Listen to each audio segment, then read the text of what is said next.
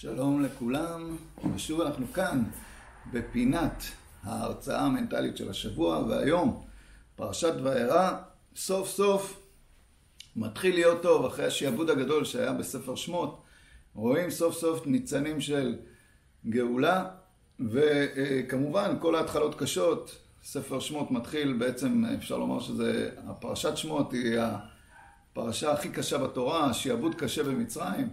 יש אומרים 210 שנה, יש אומרים 400 מלידת יצחק, יש אומרים 116 ויש אומרים 86, מאז שמרים נולדה, בעצם מרים על שם המרירות שהכבידו את העבודה על היהודים, והם צריכים לחפש תבן. אחרי שמשה ניגש אליהם ומבקש פעם ראשונה להשתחרר, אומר להם, נרפים אתם נרפים, לכו תחפשו תבן, לא מצליחים לעמוד במכסת הלבנים היומית, וחוטפים מכות. השוטרים אומרים להם, הבאשתם את ריחנו. ככה בעצם נגמרה הפרשה הקודמת, באקורד צורם, אין תשועה ואין ישועה, ויותר מזה, נהיה יותר גרוע. הרבה פעמים בן אדם מתחיל איזשהו תהליך בחיים, ורואה שלא רק שנהיה יותר טוב, נהיה יותר קשה. פתאום אדם מגלה את האור, רוצה להיות בן אדם, רוצה להתחבר לבורא, מתחיל לקיים את המצוות, ופתאום קוראים לו כל מיני דברים שהוא לא יודע מאיפה זה בא לו. או סתם בן אדם מנסה לעשות שינוי, פותח סטארט-אפ, פותח עסק, מיליון קשיים, נהיה לו יותר קשה ממה שהיה לו קודם. אז הוא שואל את עצמו, בשביל מה נכנסתי לצרה הזאת? אותו דבר גם פה. אומרים למשה, בשביל מה הגעת? עשית את המצב שלנו יותר חמור, עדיף שלא היית בא. ובכל זאת, הקדוש ברוך הוא מתעקש שמשה יהיה הדובר. ומשה אומר לו, ואני הרעל שפתיים, ואיך ישמעני פרעה, אני כבד פה וכבד לשון. אני כבר אמרתי לך בסנה שאני לא מסוגל להושיע אותם. אני לא רטוריקן, אני לא דמגוג, אני לא מבין בפוליטיקה, אני לא איש בחירות, אני לא יועץ תקשורת, לא יודע, לא מבין בתקשורת, לא יודע איך לדבר. שואלים, מה זה הרעל שפתיים? יש כמה פירושים. מה זאת אומרת משה כבד פה וכבד לשון? אז יש אומרים שיש את הסיפור של הגננת בגן, שמשה הרי גדל אצל בתיה בת פרעה, הוא היה נסיך מצרי. ויום אחד בגיל 3 הוא יושב על הברכיים של פרעה, ולוקח את הכתר של פרעה, שם אצלו על הראש, שם על הראש שלו. אומרים ההצטגננים, היועצים של פרעה, יכול להיות שיש פה מישהו שכדאי לך להיזהר ממנו. אם הוא לוקח בגיל 3 את הכתר שלך, לך תדע מה יקרה שהוא יהיה בן 18. הוא אומר להם, לא, מה פתאום, הוא קטן, כל קטן משחק. זה דרכו של ילד, לשחק. אומרים לו, בוא נעשה לו מבחן.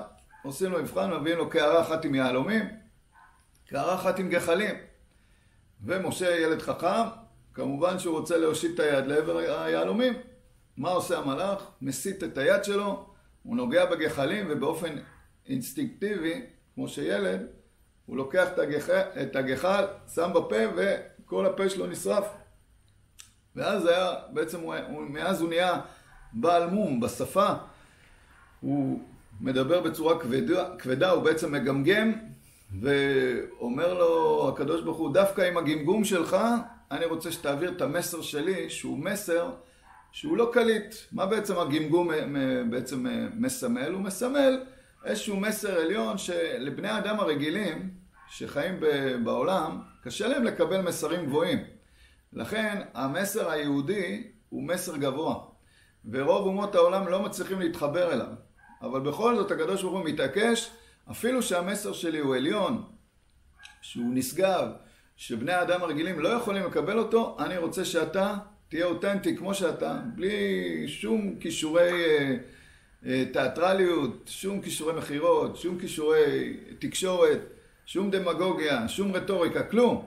תבוא as is, כמו שאתה, עם הפשטות שלך, עם האמת שלך, ותעביר את המסר שלי שהוא פשוט ואמיתי, וגם אם אנשים לא מקבלים אותו בשלב ראשון, זה לא אומר שהוא לא נכון.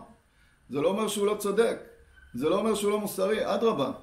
בגלל שהוא נשגב, הוא לא נקלט אצל הבריות, ואנחנו רואים לצערנו היום, שבאופן אבסורדי בית המשפט לצדק, במרכאות, בהאג, שופט את ישראל על פשעי מלחמה, על ג'נוסייד, על רצח עם, על מה?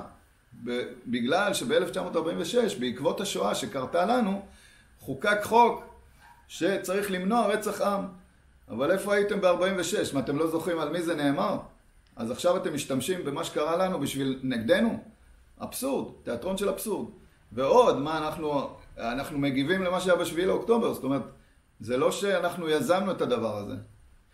אז כמובן שהם מוצאים טיעונים מפה עד הירח, זה לא בית משפט לצדק, הצדק נמצא אצלנו, המוסר נמצא אצלנו, ולכן אין לנו להתרגש מהדברים האלה, כי המסר שלנו, אדרבה, ככל שאומות העולם לא מקבלים אותנו, זה רק אומר כמה המסר שלנו נסגר.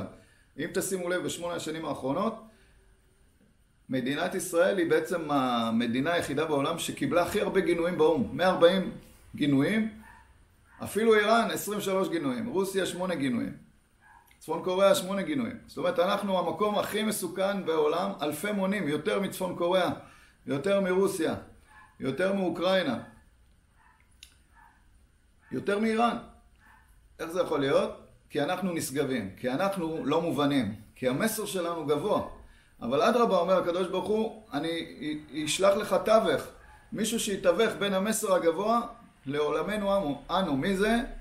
אהרון, רודף שלום ואוהב שלום. הוא מבין את שפת העם, הוא גם היה איתם בחטא העגל, שיחק קצת פוליטיקה, משך זמן. הוא מבין איך לדבר עם אנשים, הוא יודע לעשות שלום, הוא יודע לעשות פשרות. לכן הוא יהיה הדובר שלך, לא בקטע שהוא יחליף אותך, אדרבה, אתה תבוא עם האותנטיות שלך, עם המסר שלך, וככה נגאל את עם ישראל. דווקא לא יקבלו אותך בפעם הראשונה, גם בפעם השנייה, נביא להם 10 מכות, אבל בסוף הם יקבלו את המסר, וזה גם המסר שלנו היום.